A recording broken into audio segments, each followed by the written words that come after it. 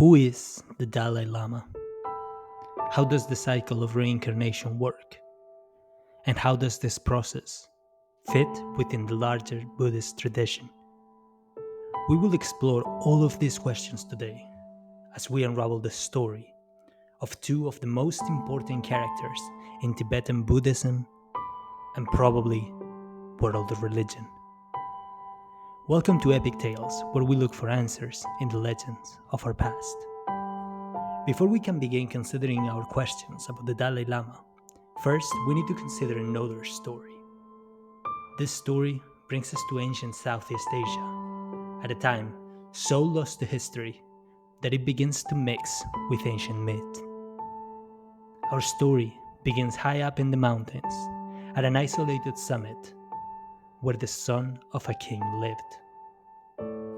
This prince had all that could be desired, each of his whims attended to by an army of servants. So sheltered was the boy that he grew up unaware of the evils of the world, which had been locked outside of the doors of his father's realm. No disease, death, or pain could be allowed within the walls of the king's castle. The aged and the sickly were swiftly removed from the grounds of the building, and so the facade was kept. The prince, whose name was Gautama, grew up in this blissful ignorance, never having a nightmare for lack of knowing pain. And so it lasted, until one day, the prince decided to leave his father's castle and go explore the world. His father, worried, urged him not to venture down the mountain, for the world there was wicked, and he was unprepared to face it. Gautama descended the mountain and reached a city at the outskirts. There, he thought, could expand his knowledge of the world. But the prince was suddenly shaken by the sight of an elderly man who shivered and exhaled with each step. His skin was wrinkled and his eyes tired. Gautama, nonetheless, continued his pilgrimage. Not 100 steps later, the sound of violent coughing hijacked his attention. Soon he discovered a sickly man, shivering in the cold, meekly trying to stay warm and keep away from others. Once again, the prince was shaken to his core, but proceeded walking. And yet again was he caught unaware by tragedy. This time, it was the sight of a corpse by the side of the road. The pale skin of the body caused great alarm and sadness in the young Gautama, who, wishing to leave behind such tragedy, continued his path. One more thing caught the attention of the prince. This time was no sickness, nor death, or age that distracted him, but the holy humming of a monk, lost in meditation under a tree. Gautama had been horrified at the atrocity he had witnessed, and curious at the ability of the monk to yet find such peace. How, he thought, how can such peace be found in a world so ravished by suffering? Gautama left the city that same night, wishing to face nature and its brutality rather than languish among the sick and suffering. He had much to think about. Soon, he reached a gentle cliff, where a tree proudly stood, sheltering him from the sun. There he sat, and tried to think in a similar fashion to the one that the monk had achieved. Gautama spent 3 days lost in meditation, with their nights, wondering and meditating on the nature of suffering and peace in this world.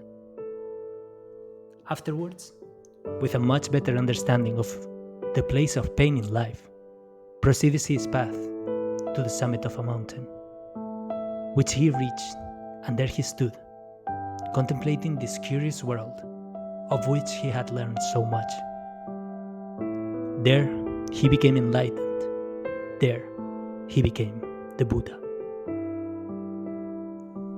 Down under that mountain, a young man was shaken by a sudden realization and rose his eyes to the summit where he regarded the figure of a man standing atop a mountain.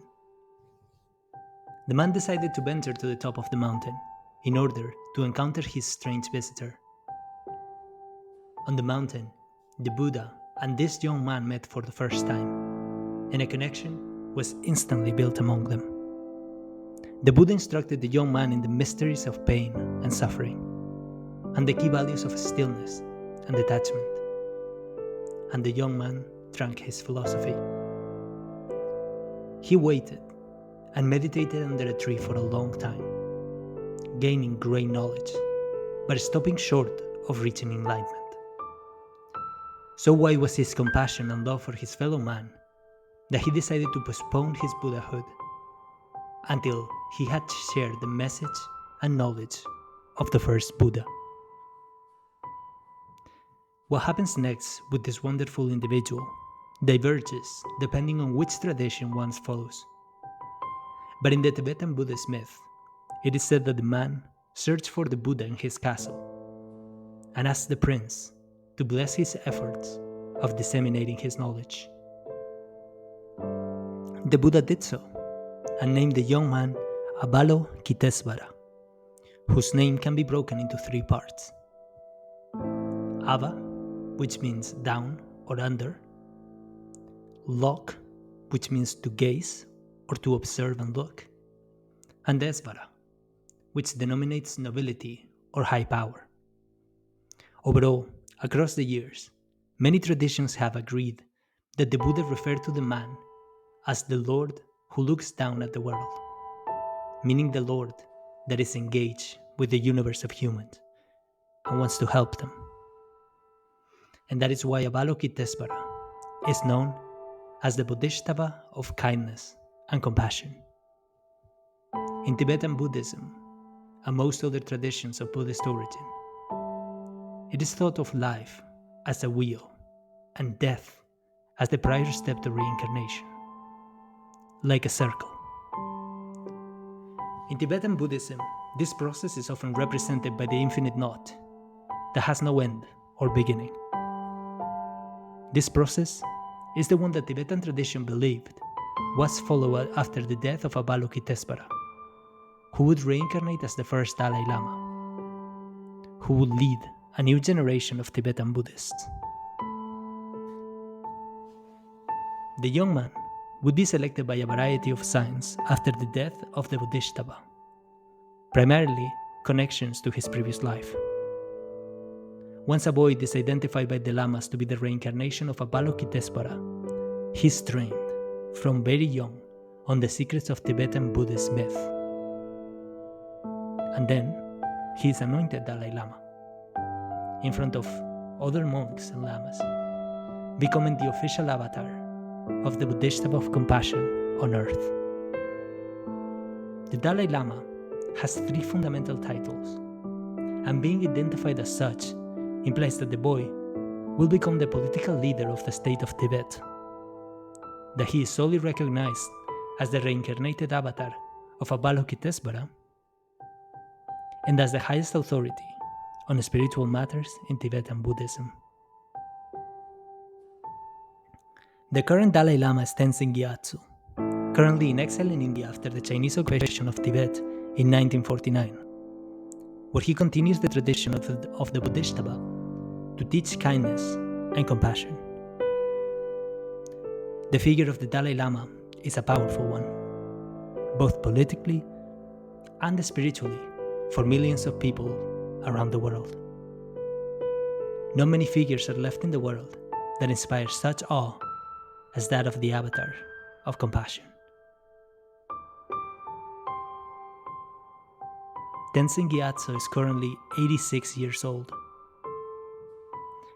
and he has mentioned that at the age of 90, he will decide whether to continue the cycle of reincarnation, choosing his next avatar, or in the figure of the Dalai Lama,